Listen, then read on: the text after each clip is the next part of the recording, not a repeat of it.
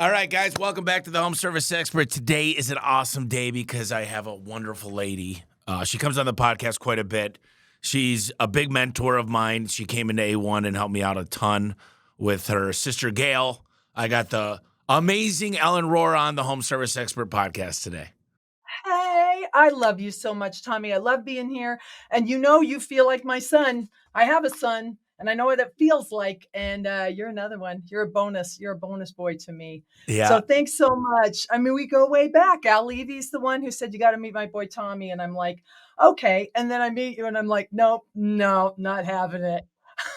I think you were more that way against Adam in the beginning because, It was just like I kind of had it up to here with dragging people through the process. That's I think it was, how you always project what you're dealing with. And when I met you, I just thought I can't take someone who I have to convince or drag through or whatever. And you weren't like that at all. So Al made me go back in there, and we took off like a rocket. And Adam was great, and you were great. It was, really, I think me just dealing with the fact that it gets very frustrating. You might relate to this too. When you share tips, someone asks your opinion and you share tips and strategies and tactics for how you've done something. And then you just get resistance and you're like, well, then why am I here? Like, what's the point of all this? So I think that's where I was at that point. And I've been there many times in my life. And I try to just keep going in because, Tommy, once upon a time when my mentor, Frank Blau, tried to, he called it make me take the medicine. I resisted too. Like, well, that won't work. My guys won't buy it. My customers won't do it. I can't I did all those things myself. So over the years, I hope I've mellowed a little bit, but sometimes I get a little frustrated. it is frustrating because accounting and finance is very hard to learn. It comes second nature to you because you've been in the dogfight. But, Al came up to me several times in our relationship and said, listen, I may not be able to work with you because I don't want you studying anybody else's stuff, not till you get your manuals done, not till we dial in your org Yeah. chart and your depth chart. He's like, I love that you're a learner, but there's information overload too. And he goes, Yeah. let's get these things dialed in, and then I'll be open to hearing other ideas.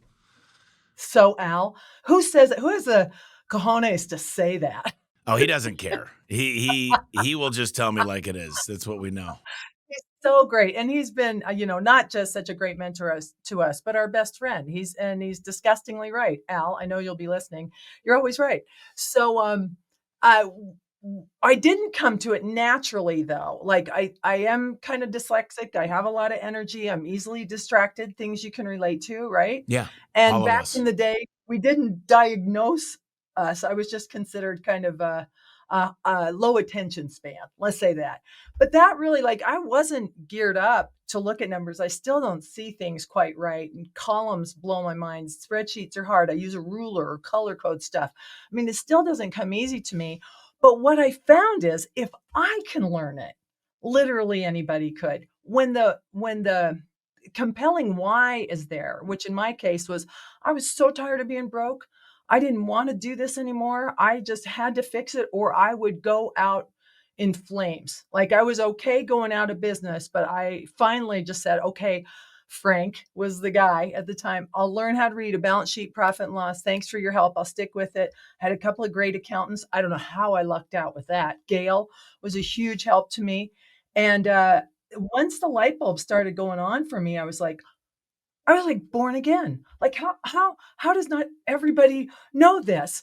This is my life's work now. Like Yeah. that's the impact it had on me because the balance sheet and the profit and loss, it's hard until you realize there's a technology to it. It's based on an equation. It's not a limitless course of study. It is something you can figure out. And if you're a plumber and you know drains and vents, that's an equation. For every action, there's a reaction. These are equations. And that's all we're dealing with here. And that it really like my whole world opened up and I've been on this journey ever since, trying to communicate in ways that people can get it, learn it. And we're still doing that right now. Yeah, no, it's a struggle because we go through this firefight of you got to get the right brand, you got to renegotiate with your vendors. I was with Ken Goodrich recently, and back in the day, he was having a conversation with Jim, who you worked with way back, Abrams. Jim Abrams. Yeah. And it's interesting. I want to hear your thoughts on this because Ken said there's one thing, and he said, by the way, there were times in my life where he rubbed me the wrong way. So regardless of the person, just this notion, he said, Tommy, the things that he told me were be the highest price and pay the most. That's something that stuck with me. Be the highest price and pay the most to get the talent, to keep the talent. What are your thoughts? Because this is where it comes in. Your whole, if I could shorten your lecture, it's raise your prices, raise your quality. Charge more to make a profit. I mean, where did the money go? All these things kind of talk about the same thing. So what are your thoughts? Just to give props to Jim Abrams, he's a tough guy. Like there are moments, right?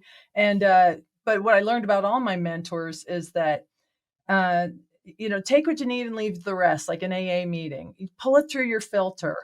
To Al's point, you can listen to multiple voices, but at some point you have to pull it through your own filter and discard that which does not align, right? But Jim Abrams taught me so many things that of all the mentors I have, probably the voice in my head the most is Al, of course, and Jim, because Jim was so meat and potatoes. One thing he also told me, those things are both right. You have to be the highest priced and you have to pay your people better than anybody else. I want to get into that a little bit more because there's more to that than just paying them the most, a whole lot more, but we can come back to that. But another thing that Jim Abrams taught me, and this is so good, so deceptively good, couple things. One is make money with the sales you have today. Make money with the sales you have today. So that means if you have a goal to do 20,000 this month or 120,000, whatever, that's your budget, that's your goal, and you only have 60,000 this month, don't spend more than $59,999.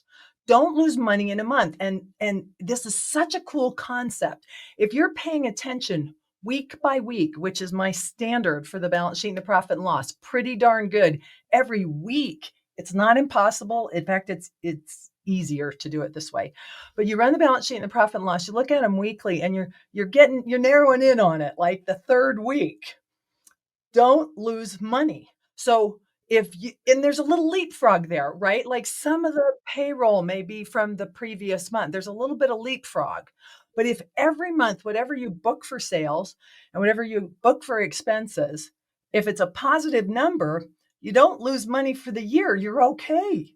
Like just get there. So if the three main KPIs, and this is all Jim Abrams, are sales, profits, EBITDA, and cash, first thing you got to do is sell. Even if it's messy, even if you're going to just eat it, but just get enough heft up there that now you can work on profit. You got to get enough in sales to cover basic costs. And then you can work on profit. And then you take those sales in cash and you pay attention to cash. So sales, profits, and cash, because if you operate at a loss for too long, you have to go into debt. There's no other mathematical outcome. If you operate at a loss to the point where you run out of cash, that's your only option. Business is really easy when you think of it like this. And this is why Jim Abrams is so brilliant. It's just he focuses on the things that really matter: sales, profits, and cash. And let's get those straightened out. And you won't know where you are unless you understand the balance sheet and the profit and loss. This is what changed my life. Yeah, I'm fortunate that I'm in a demand-driven business that is not super seasonal. Yep. It's not super seasonal. So I see specifically HVAC, which is a great industry. There's a few months where they'll go at a negative, but it doesn't need to be that way. You know what business, we want to talk about this too. Like if you were to buy a business. Yes. I'm all about making things easy. I tell you what I wouldn't buy. I never say never, but what I'm not looking for is an HVAC business. And you know why? They're so good.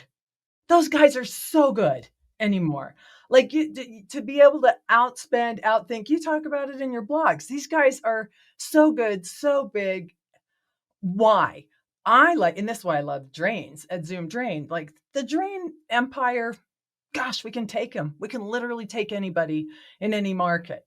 Like, I feel like I better move faster because somebody else is going to figure that out. And power washing. I love what Jared Williams is doing. These kind of micro niches, there is a place to just kill it. Landscapers. My landscaper is good, but I told him, I'm going to help you become great because you got the right stuff here, but you're good and you're crushing it. If you get great, there's the sky's the limit for you because the bar's so low in that industry overall. Does this make sense? Yeah, let's start here. So we'll start with me and you are both going to invest in an industry. I would say my first lesson would be I'm going to look at the market cap of the business and I'm going to say discretionary versus non-discretionary income, which power washing is discretionary, just like epoxy floors. So I'd want to be something where when it breaks, you have to get it done. You got a broken pipe, whatever that drains, whatever it is, your garage door is busted. I would make sure that I can make it through a really nasty recession, and that's by being non-discretionary income. How would you, and that's just one thing, but I want to go back and forth here. Yeah. Well, I love that. I love that too. So there'd be a couple of things we'd check off our list, right? One is, are there guys killing it in the market already? Do I want to go up against those guys? Or could I do so in a different way? Like you could go against Walmart, but you would have to go to a Trader Joe's model. Like you can't go be Walmart. You'd have to be something that people don't like about Walmart and find that. So there may be a way to go into those markets like that. But I like what you say about non-discretionary. I mean, our close rate for drains, shouldn't it be 95%? Who's going to turn a drain cleaner away?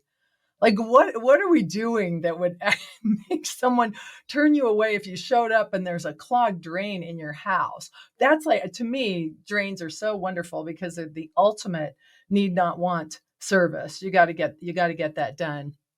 So that would be one of the tips. And the other would be, just like the big guys, if you're buying a company, learned a lot at when I was working with Benjamin Franklin and at Zoom Drain and with all the clients I've worked with over the years, including you, I've been either involved in or tangentially aware of a lot of acquisitions, either companies selling, right, or buying. And that is a really great way to grow your business.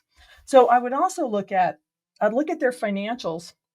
But here's the thing, Tommy, if I were buying a company and the financials are a mess, I wouldn't fix their financials before I bought them.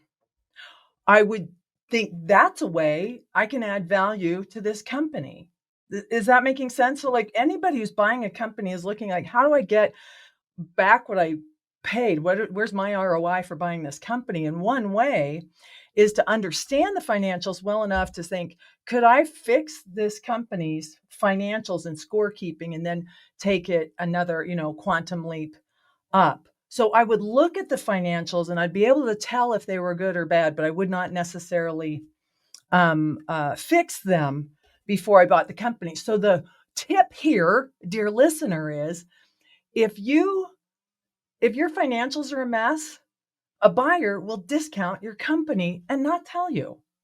Like as soon as I see that the financials are a mess, there's no way that company should get top dollar for that business. No, it's like, you see where I'm going? That's why we do audited financials now. I mean, we're involved with private equity, as you know, but you have to get audited financials. So yeah, but that's a different game than what I'm talking about. No, you're right. You're right. But I'm saying that, I talk to a lot of people and they're like, look, at least reviewed financials. Like you should have that because if you ever need to get money, like if you could put $1 in and take $1.25 out, you should put as many dollars in that as possible. So I always say, get the money when you don't need it. Get on accrual accounting, not cash, eventually, and get audited financials because you cannot get a loan from the bank with poor financials. It doesn't work like that.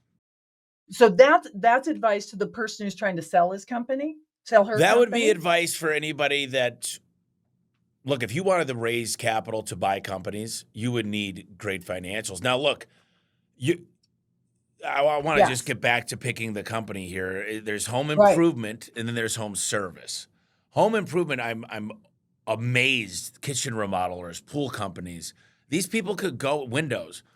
they don't have any leads. They go out and get it. Like they're door knocking, they're going to events, they're doing outbound calls. And I'm trying to learn that piece of the business because I think garage doors fall into both home service and home improvement, depending on if you're selling a new door or not. But I'd be curious to see. So you do a deal, obviously. The upside of any person going to do a deal, including private equity, is there's more room to grow. We got to grow this thing. We got to find more profit. We got to expand. We got Right. to do greenfield, organic, buy and build.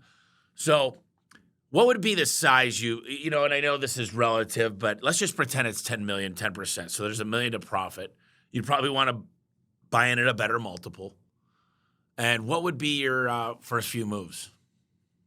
Well, I think when you go to 10 million though, let's talk about it in that gradient because like there's a spectrum of buying companies, and one end of the spectrum is you grab their phone number and their website, they go out of business, they're old, they die, stuff happens, and that is a tuck in. And then the next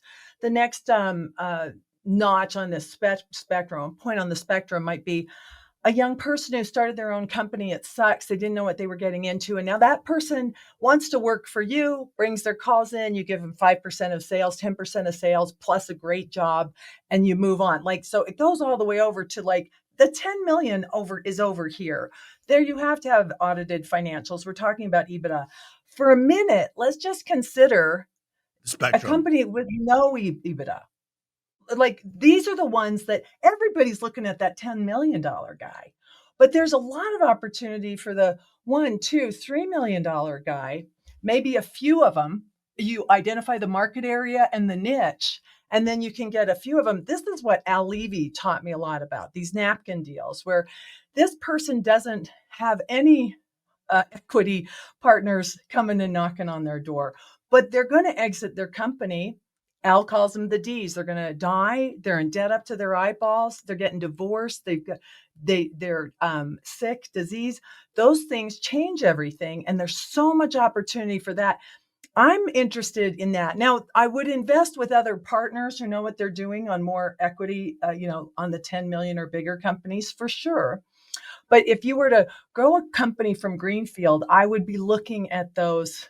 In addition to marketing and branding and Dan Antonelli and everything else you need to do, I'd be looking at those tuck-ins right out of the gate.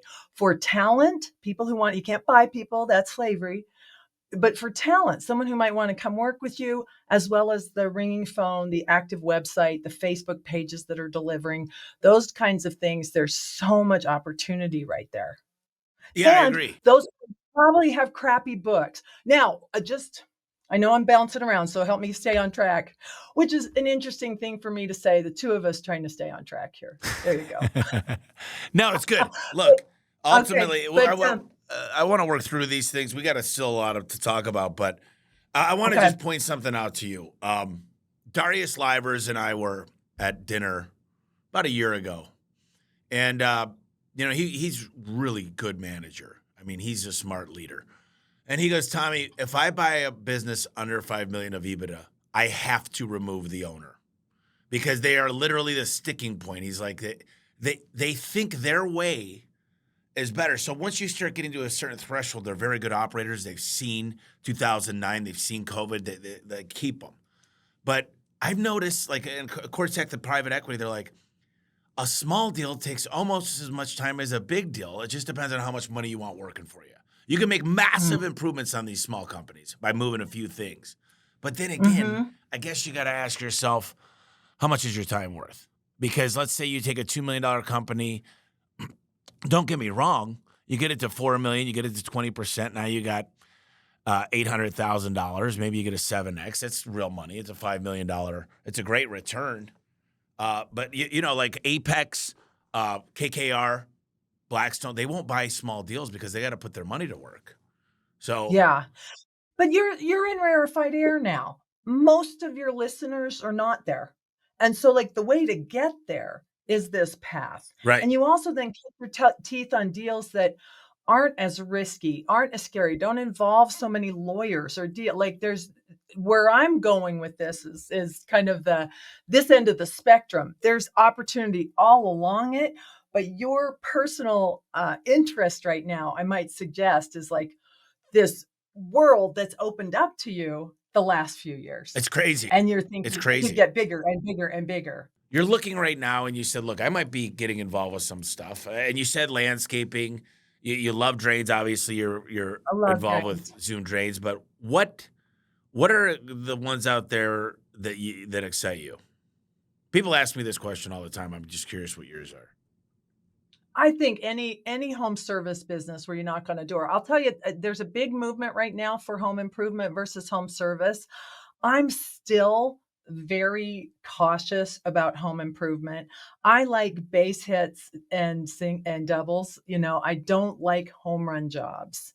So unless you're a big company buying a new construction company, or especially now with like what material prices are doing, and Zoom Drain, other than the trucks and the jetter, which will probably see price increases. It's a labor only job. It's a skilled labor job. It's a lot less volatile than a job with garage doors or something that depends on metal. So those are some thoughts. It also, though, and you've talked about this before, if you don't have materials, you eliminate that variable. Materials allow you to leverage the labor hour. So for the same labor hours, you can sell big tickets in the same amount of time, which is pretty sexy, but it's a little more volatile. But overall, I like base hits and doubles, and not. I think that unless you're big, unless you're really good at financials, operations, at marketing, moving into new construction or big install work, I've seen so much heartbreak there. Now, Service Titan is a big proponent of expanding into the commercial and construction arena. And the primary reason is that there's companies who are doing it and doing it well, and Service Titan wants to service them. I wouldn't take it as an overall endorsement that you too should become a new construction contractor. Do you see the difference there? Yeah, I know, and I do. And it's funny because I wrote down on my sheet big tickets, because I'd look and say non-discretionary and big tickets. I got to run 23,000 jobs a month, and I'm proud that we're able to do this, and my team's amazing. But, if I Mm-hmm. was running a fraction of that in roofing, in solar, and in solar is too subsidized, but in HVAC, plumbing, Yeah. electrical, there's a lot of things. Right now with this race to AI, I heard this stat come Oh, out that they need 500,000 electricians and a ton of commercial HVAC to build the grid, this AI grid. And I just think there's a lot of opportunities, man. I love the world right now. I love the game that we're playing. And yeah, I mean, it sounds like so. Would you do a lot of deals now that you're thinking about going in on some stuff? Are you looking for a couple to really focus on? Or are you going to say, look, I'm just going to basically consult them and come in and try to get 20 to 30%? Where do you see the best opportunity? for me, and this might be, this might spark some interest for other folks. I like working with a team. So I'm going to look for folks who are doing deals, and then I can be the lieutenant, not the general. This is something I've learned about myself over the years. You're a general. I'm a lieutenant. Like that, if there's no leader in a situation, like if we're on a lifeboat or something, if no one's stepping up, I'll step up. I can't be without a leader. But I really prefer to be in a situation where there's a team and there's someone whose vision I love, and I like to align myself with that person. Now, that's because I've become self aware over many, many years. I'm an older person. So, one of the things to consider as you do this is, do you want to be the CEO? Do you want to be the king or the queen? I have been, and I've had tremendous successes in my life, but I'm also like, let somebody else wear the heavy is the head who wears the crown. I like to support and facilitate and work with other people. So that's something that I'm looking for, are great partners. I'll never be the CEO of another company. I like what Warren Buffett says. I'm still enjoying this path that I'm on, but I started to realize Richard Branson, he's not the CEO of any of his companies. He just hires the best and lets them build a team, and I think that's Mhm. super powerful. I know, And there's people who have that itch to scratch.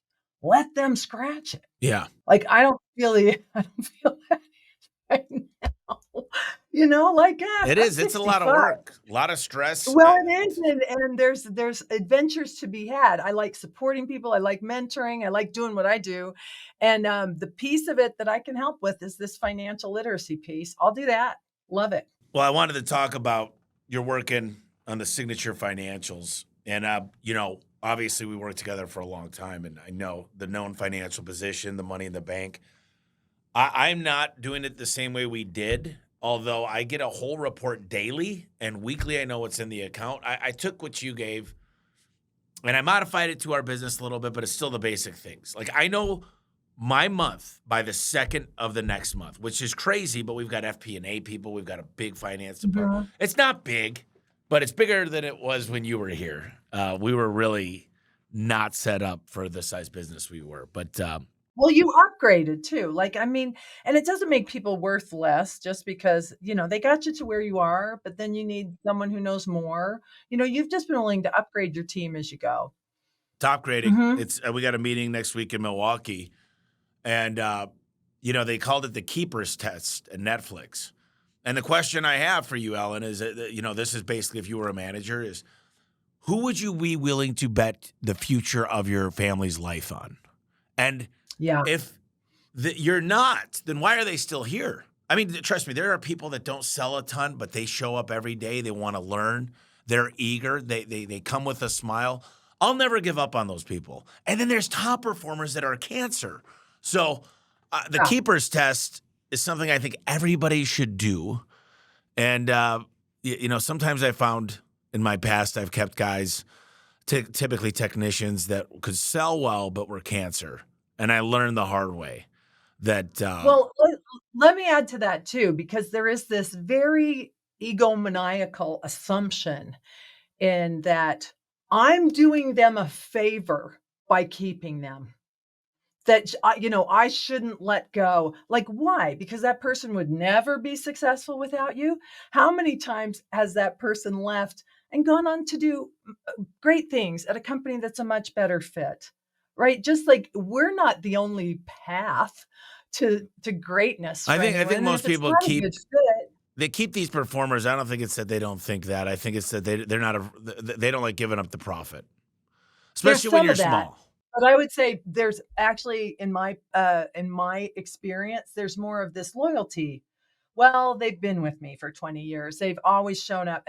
But at some point, if they're not performing, and you know what this happens a lot is when someone moves into like service manager. Now they're not in the field every day. They're at a desk and they really don't have enough to do. And so they're maybe a glorified dispatcher at this point, but they're a good person. You have to watch for that person has to either grow or go. And that can be really tough. Grow or go. I love that. Mhm. You've heard of the Yeah. law of the lid? The law of the lid. The law of the lid I is tell me. it's John Maxwell. And what he explains is the chief, the leader, the CEO or founder typically becomes this threshold of where the company will grow. So the lid, think about a jar that's tiny. There could only be so much Mhm. water in that. But as the grows, the lid goes up, the whole company. So my job is continuous learning and continuous improvement. And then I started taking guys like Luke and Leanne and all my guys to Pantheon. And we started going on shop tours together. It's so funny. Mm. What I've realized, Ellen, is I was allowed to dream, but no one else was. I was allowed to get these ideas and do shop tours. And now that they're involved, they're just loving it. They got ideas. It's their ideas. And I always got to warn them. I'm like, we're not changing a lot. We'll take one thing from each company or one thing from Pantheon, but we are very successful. So let's not rebuild the ship. It's a pretty good ship. But they're so involved now, and it doesn't need to be my ideas. In fact, if they are my ideas, I don't know if I told Al Levy this or I told somebody recently. I said if it's my idea, it's going to fail because the team doesn't rally behind it. If it's their Yeah. idea, they're going to run hard. Who taught me a lot about this topic is Jack Stack, who wrote The Great Game of Business. I Yeah, don't know if you've read it. yeah. No, 35 years you old. told me about it. I read it. Yeah, and I just love him so much. What I've learned over the years when you say shop tours, go to see someone's shop. Go once a month. Wyatt Hepworth's story is the shop tour. He and Dustin took off on the Good to Great road trip and just went to see some shops and blow their minds. They could do it, we can do it, that kind of thing. After being in business for 50 years, 20 years under his helm, and Wyatt starts these shop visits, changes everything. Shop visits, ride along, side by side. You got to walk among the troops to see what's actually happening and where the problems are. And what I found over and over again is your team knows what's wrong and they will help fix it.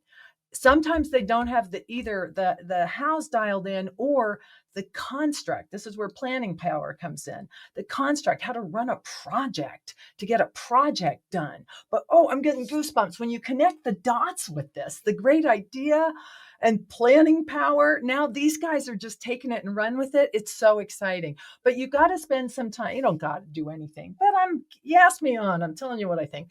The shop tour, the ride along, and the side by side are always your job. Abraham Lincoln was losing the Civil War so badly. Up to 750 people, Americans, brothers, killed each other in this horrible war. And he knew it had to end. And so what he did is he just started going to the battlefield and talking to the soldiers about their leaders. Are we going to get this done? Do you know what you're doing? Do you know what the cause is? And this is where General Grant, I'm super simplifying the story, but basically General Grant, who was considered a loser. Yeah. I don't know if it was Ulysses S. Grant. Maybe I don't know. It was, I don't know. We have to fact check. But he was drunk. He was considered by the higher ups to be a not great leader, but his men loved him and his team believed in him. And that's how we identified, okay, it's you and me. We got to end this war. And that was really a turning point. Again, I'm oversimplifying history, and that's what happened. But the inspiration is your team will know who the leaders are, what the steps that we need to take. They won't know how to do a project. So this is where planning power or EOS, Gino Wickman, Trackman, some formal way of then empowering whoever you go to Pantheon with, and they come back with that one great idea, that will turn into ether unless there's some formal project management. Yeah, no, 100%. This is ideas go somewhere to die. And, Elle taught us the top 5, the top 30, the top 100. And I just brought on a very, very high level, and I've been working with her at the family office. She just came on full time as a project manager day one. And my brother-in-law, she used to work at GE under him. He managed 800 people. He goes, Joan could handle 50 people in her sleep. He's like, she's so good. And she starts out with going, what's the end goal? What's the priority? Is everybody rowing in the same direction? Because these projects at my level, they don't just live in marketing. They live in operations. They live in the finance department. There's got to be this unsiloing. And here's what happens. You'll know exactly what I'm talking about. And this is the most frustrating thing is a manager. We're in 40 markets, 22 states. They'll call the marketing team and they'll go, we need more leads. But yet they're getting zeros. They're not getting reviews. Their conversion rate's not where it needs to be. So now I'm like, no more. I know we live, die, and breathe by our budget, and we love our budget. But in certain markets, we're not going to hit our budget. And in markets, we're going to exceed our budget. Don't worry about that, even though everybody's bonuses depends on it. If you do not have your key performance indicators dialed in, we're not going to overspend, period. That's where I'm at now. That's what Jim Abrams meant about make money with the sales you have today. The budget is terrific, but you've got to start living on what you're making on a monthly basis in order to survive long enough to start playing a budgeting game. And at the beginning, you really don't know. There's so much guessing that goes into a greenfield or something like that. So absolutely. If we want to get into this a little bit too, like if I was going to look at a company, big or small, I would suss out whether or not they know what they're doing when it comes to accounting. And can I give a couple tips about this? Because I felt like when I was getting ready for this, I thought, this is what I've learned recently. And these might be some really hot tips. You're looking at a company and they give you their financials and you're like thinking, okay, are they any good? Are we going to be able to, fix it, improve them? Is it true? Like I always question, we never know if it's right unless we audit the financials, never know. But you as the owner, like Al Levy will say that ultimately there's 2 managerial positions you can't give up Do you remember this one? Marketing and the finance. Exactly. And what he means by that doesn't mean you're not going to have a CFO or good bookkeepers or an accountant to help you with your tax strategy and all that. You'll have all that, but you manage them.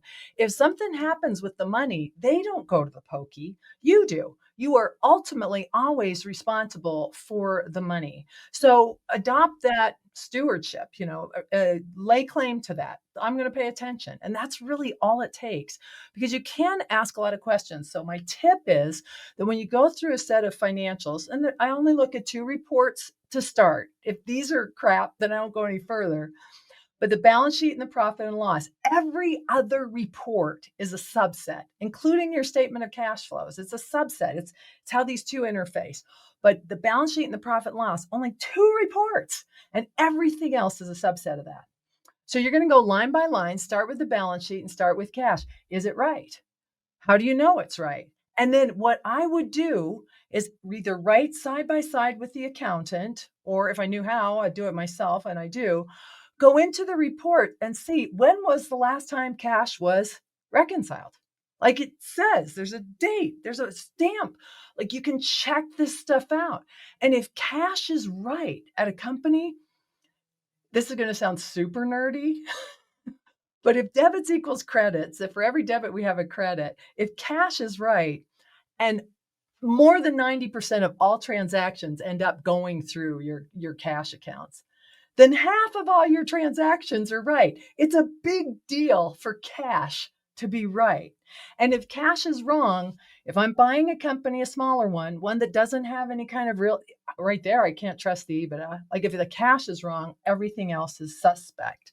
So just knowing that cash is right adds value if you're trying to sell your company, make sure cash is right, or it gives you an opportunity that, hey, there might be a way, I'm going to discount the purchase price of this company because it just got riskier, but there might be a way that I could add some value here by getting the financials straightened out. And you're just going to go line by line. Is AR right? AR is almost always wrong. If I were a betting man, I'd bet every time it's wrong. Same with AP, same with inventory. Inventory is never right.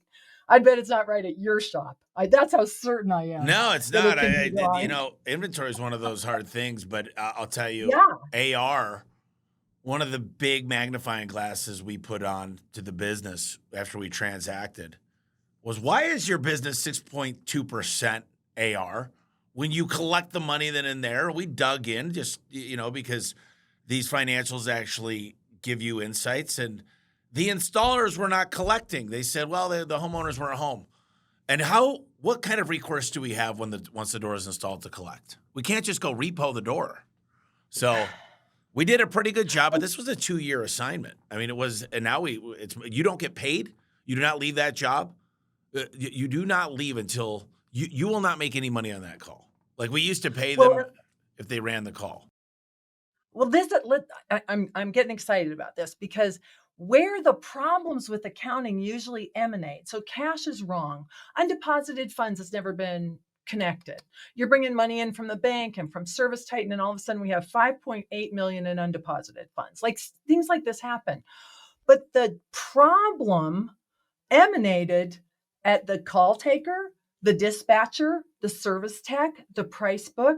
Like that flow of information, part of the auditing is you have to be willing to look at business units and job types. And are the business units pointing where you think they're going to go? And are there just a few classes or a few departments?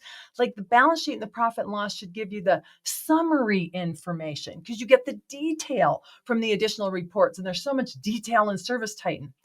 I don't know. This is not going to be an appropriate conversation for you, but if you're listening, touchless journal entry integration with Service Titan, especially for a smaller company, one that isn't imminently going to private equity right this second, I'd do it in a heartbeat. I'd do it in a heartbeat because it insists that the bookkeeper, the controller, the CFO consider that the Service Titan software and the accounting software are one system. Yeah, they This is, reconcile.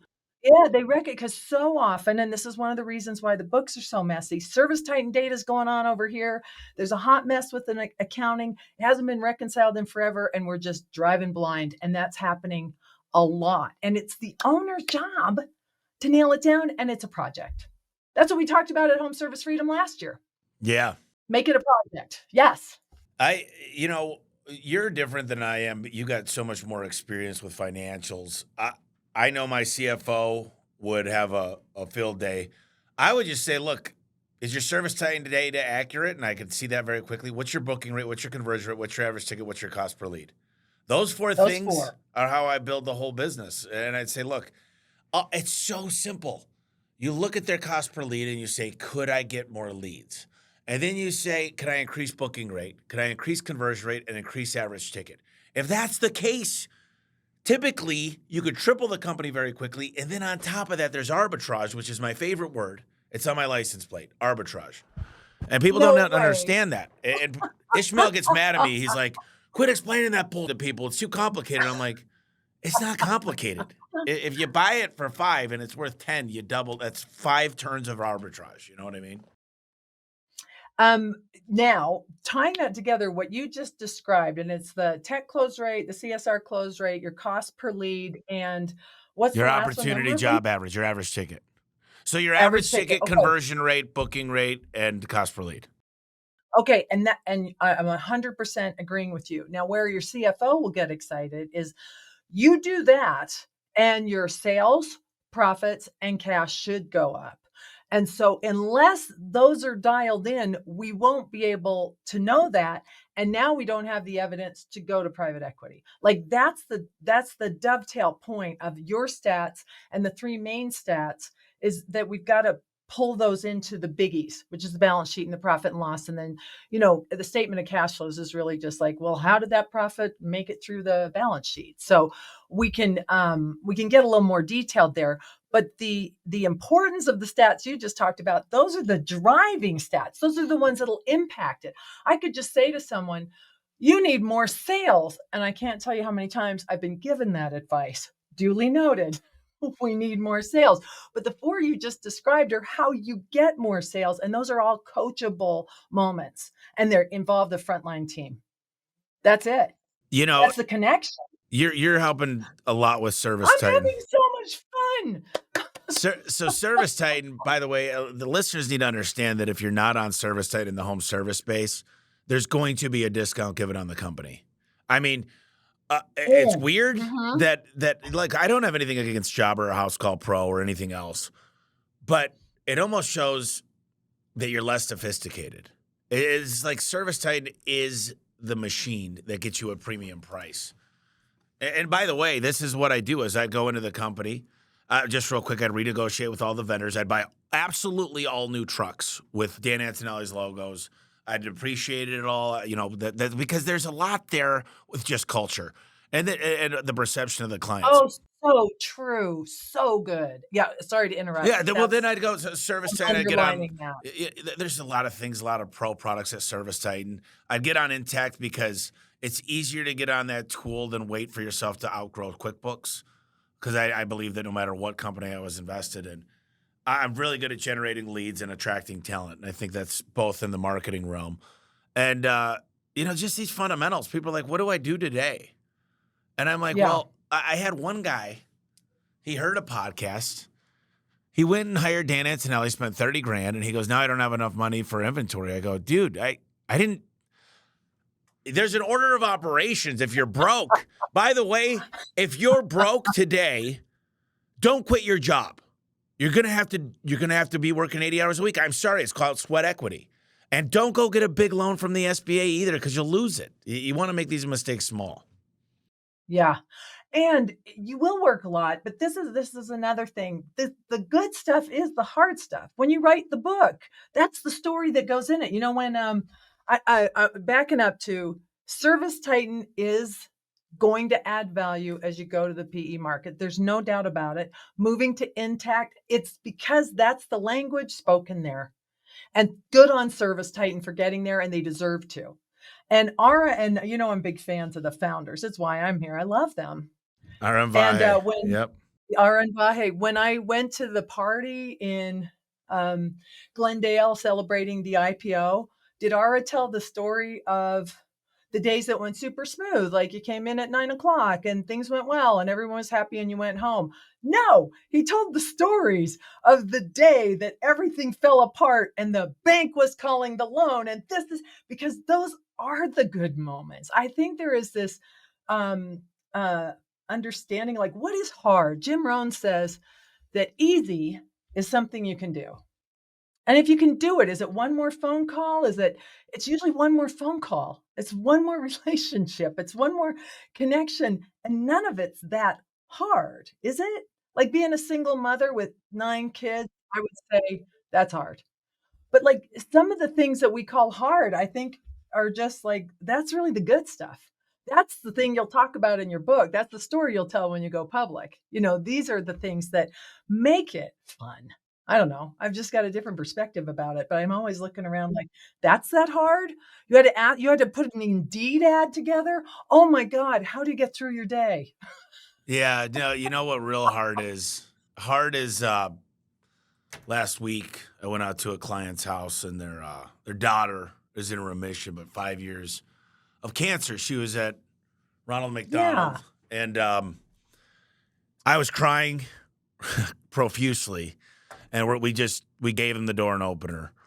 Uh, the family, I mean, you should have seen. It's just devastating, but she's okay. I mean, thank God.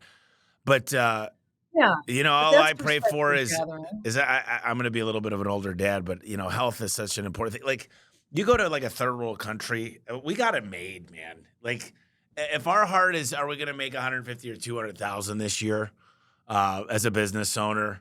It's like, jealousy and envy of trying. It's the worst thing is when you look at people, and I do it too. Uh, Robert Jerkovich or whatever, the Shark Tank guy goes, man, when I got a Yeah.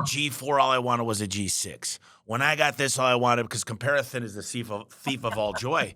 And he goes, now I kind of Yep. figured out, I just want to say I did everything in my power on my deathbed. Like, I went for it. And I failed a lot, but the failures are who make us. It's not, Yeah. when we tell this story, it's definitely triumph over they're just speed bumps, really.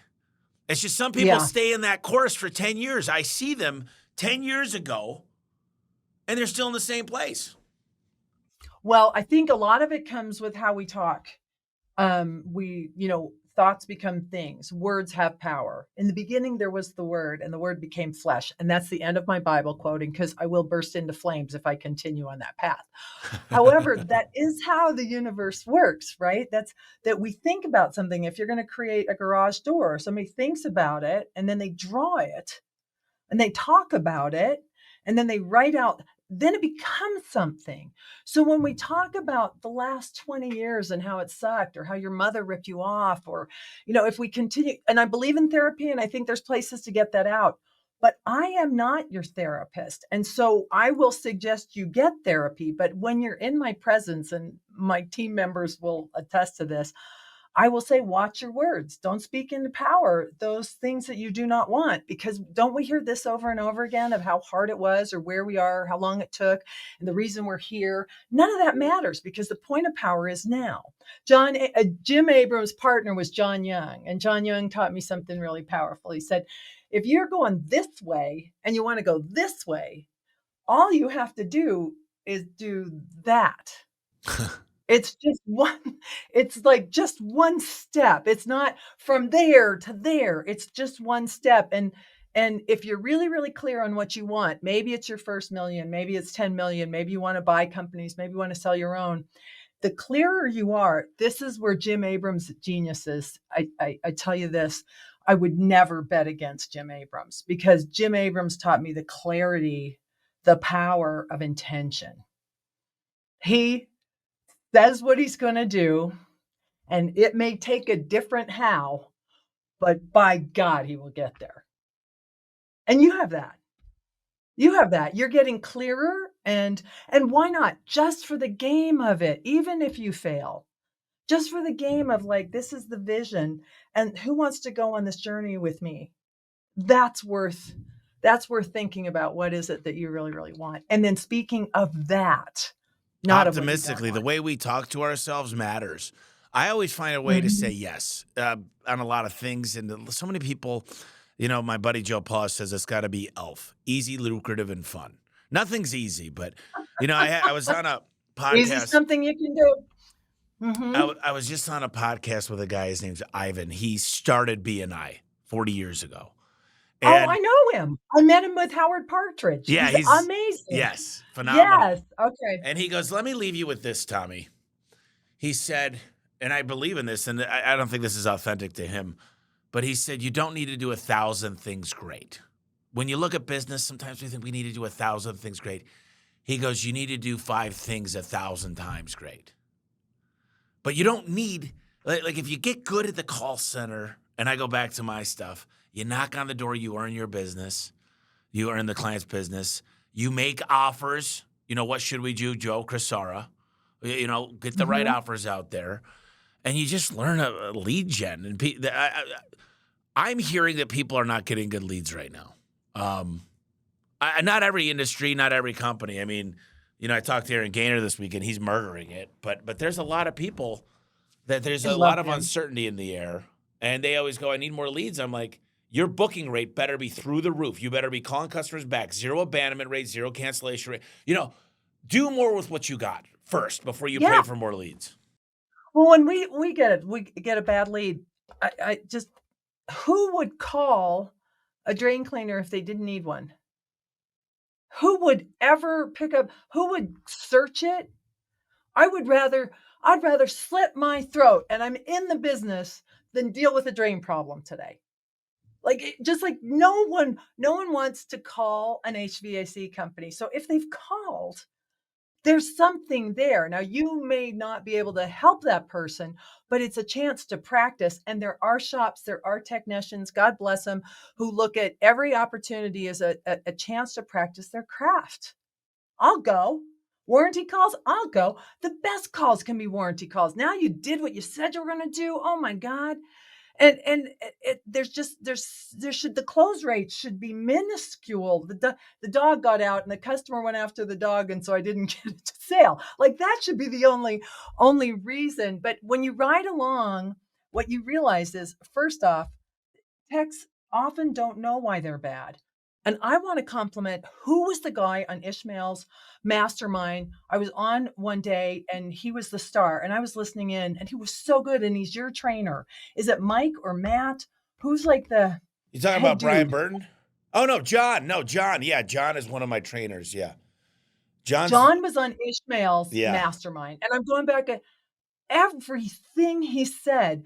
He's a guy who has refined his craft. Now, you could aspire to be that good, but you could be 80% of good that John is and still close 95% of all your calls. He was just so, when you ride along, when you go to a shop, don't always just talk to the owners. Here's another tip I wrote down. Ride along with the tech and watch him. What's he saying? What's he doing? So often they don't say a lot. I know some really great techs who are really quite introverted. Customer talks. They have a lot of confidence in their technical skills. And then they say, how would you like me to proceed? And they shut up. Customer thinks about it for a while and says, let's go with the gold grandiose premium platinum package. And they go, great, you've made a good decision. Here's what happens next. I mean, it doesn't have to be that complicated. Now, John was so good because he wouldn't use all those tools if he didn't need to. A guy came to my door, knocking on doors, which I love. Somebody going to knock on the door, I'm going to be nice to him. Knocks on my door, I open up, and there's two kids. They're looking at each other like, are you going to go? I'm going to go. And I'm like, oh, I can't wait to see what happens here. So the one kid, gets brave, and he says, we're going to wash your windows. And Barb signed up. My neighbor signed up. Barb is the best person in the world. If she signed up, like that was testimonial like that, I'm already like, okay, windows washed. Yeah, my other guy wasn't that great. Let me do it. I'll say yes. And then I said, yeah, when are you going to do Barb's? Tuesday. Okay, you could stay and do mine. And then he started talking about price. And I said, I'm going to tell you something that'll change your life. I've sold millions of dollars of intangible assets in my life. Here's something. When your customer says yes, stop talking. Yeah. Yeah. Stop No, selling. You could undo it. You could undo it. Yes. You can undo it. And that's where John was so good, because he's reading that. Why is that person saying that now? Maybe I should ask him a question. or they said yes. Okay, great. Here's what happens next. I'll let you know. How would you like text or email? Text. Great. And the whole time I'm on the phone. I'm on the phone with Howard Partridge thinking, oh, I shouldn't have put it on mute. He would love this conversation right now. But this is like you can get guys good if you have a system, if you know the stats, and then you engage them in why they would want to be good. And I think that's one of the things at A1 that I see when I go down to your shop is that the meetings, you have a lot of communication that happens on the tech, on the trainer, on the service manager level. Like it's not just people coming to hear from Tommy Mello. They can get you on stage or in podcasts, but that moment where that's why Pantheon's so great. Bring your team. How many people do you bring to Pantheon? 20. 20 people. So you can talk to Tommy. Of course you can. But I would find John. I'd talk to John at Pantheon. I'd talk to the, who's in charge of the call. Talk to the people actually doing the work every day at a company that's crushing it. And you're going to come up with that one idea that you can go home and pitch your boss on. You know, Hey, go ahead. Uh, Are we over time? I love you so much. I could go on we're going to forever. close out here. I just wanted to Okay. tell you one thing. I interview a guy each week, one of the top performers, and he came up with this line, and it's, the garage door is the number one ROI in the home. It is. It's 194%. So when you ask me how much is a new garage door, his response is, it just depends on how much you want your house to go up in value. And it's been working so good. So the power of the team of 500 guys out there learning from each other and trying new things and then sharing it with the group is so powerful. So, Ellen, let's close out here. So good. We've got Signature Financials coming out. We've got Pantheon. We've got some stuff in Australia. Talk to me about what's coming. Yep. Pantheon, Tommy, thanks for bringing up to Pantheon. You're such a great you're a super ambassador for Service Titan. And it's because you're just a great person for Service Titan to work with. I'm now their brand and marketing lead, which means I'm in charge of setting up this brand ambassador program, shining a light on people in the trades who are doing really cool things and who have the personality to share their thoughts, their visions.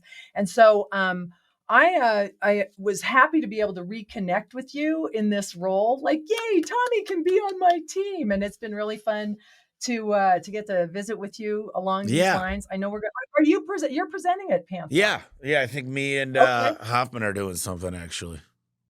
Fun. Chris Hoffman? Yeah. Oh, what a company, what a guy, what a family. They're absolutely amazing. So why would you come to Pantheon? This is my endorsement of Pantheon. I'm old. I've been to thousands of trade shows. This is the one. This is the gold standard. You're going to, meet people. I think 5,000-6,000 people are going to be there. Players are going to be there, folks who can help you get to the next level, and you're going to have fun and you're going to learn stuff. And certainly you'll get a good look at the software, how to use it better. Bring your whole team because you can divide and conquer. I love Pantheon. I'm super excited to be there. And I can't wait to give you a big hug when we see each other there. It is, my first year was 2016, 2017.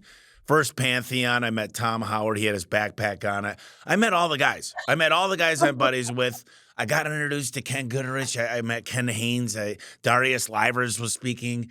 And I don't think people understand that community and what you can do with it if you treat them right. They'll give you everything, including myself. Did you want to just real quick for those Australian listeners? We're going to come to Australia. I don't have all the details yet, but hang tight. That's what I'm going to say. Hang tight. And Tommy, you and I will let our Australian friends know the details of our adventures in Australia. But you have business there, and you're going, and I really want to leverage that opportunity. Yeah. We'll teach all of our friends, all the down under friends, what's up. Yeah. I love them so much. And then Signature. Tommy, they swear down there. I love that. Signature, the Signature Financials. Do you want to just give a brief overview, then we'll wrap it up? Well, you said moments ago that you don't have to do 1,000 things right. This is what Ivan said. You just have to do a few things right. That's really Al Levy's concept with the seven power contractor. There's 7 areas of your business. And if you just do the basics in each of these areas, you got a good chance of being very, very successful. And you're evidence of that.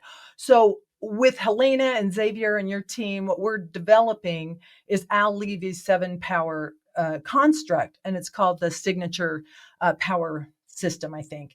Now, Al always deferred to me on the financial piece, and that's something I'll do the rest of my life. So I put together a program. We're going to be launching it this summer where you can learn your asset from your elbow, financial basics. And they did such a nice job with that product. And then Al and I are going to connect to do sales coaching power, which is combining a better way to pay your team, simple accounting methods for making sure they trust and believe you when their paycheck comes out, having it be productivity based, some kind of compensation program that rewards the right stuff, as well as then how do we keep score with the guys with Service Titan, with job costing, with those great features that we have at our fingertips now with Service Titan. It's going to be really exciting. So thanks. I'm so happy. Thank you for asking me to play. I love your team. I love you. I love you And too. let's do this again. I got 20 things we didn't even talk about here. We're great. No, I'm looking forward to seeing you, and you have a fantastic day. I appreciate your time today. All right. I love you. I love you. See Bye, ya. guys. Bye. Thanks.